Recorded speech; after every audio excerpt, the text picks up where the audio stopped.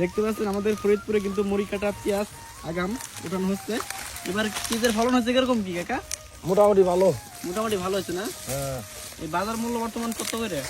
2800, 3000, 26, 2700। আচ্ছা, এখানে কয়জন আজ কাজ করতেছেন আপনারা? 6 জন।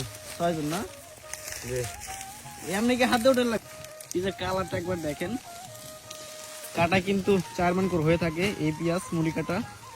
কৃষকের মুখে কিন্তু এই ফরিদপুরে এবার হাসি ফুটেছে। আপনারা কয় বিঘা চাষ করছেন এখানে? মূলত আমরা চাষ করছি হলো 28 বিঘা। 28 বিঘা? আপনাদের নিজেরই ক্ষেত না অন্য? না, নিজেরই। কাকা ভালো আছেন আপনি? আলহামদুলিল্লাহ, আল্লাহ খুব ভালো রাখছে। এবার চাষ করছেন কত হানি আপনি? 28 বিঘা। 28 বিঘা? জি। 28 বিঘা তাতে কত টাকা খরচ গেছে আনুমানিক? 28 বিঘা 14 লাখ গেছে। 14 লাখ গেছে।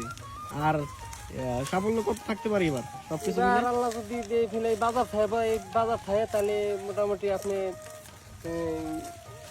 50 দাঁড়াইবো। 50 লাখ। দেখতে পাচ্ছেন কৃষকের মুখে কিন্তু হাসি, একেবারে ভালো লাগলো। কারণ 14 লাখ টাকা খরচ করে কিন্তু 28 বিঘা চাষ করছেন। আর এই পেঁয়াজ কিন্তু 50 লাখ টাকার একটা আশ্বাস দিচ্ছেন কাকা।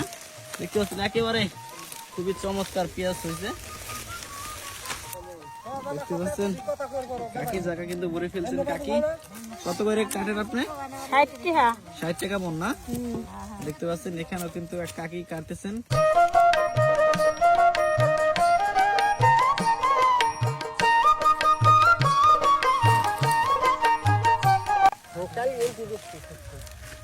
এমনি বেচছেন না? ব্যাপারী খেতে চলে আসে আর কি।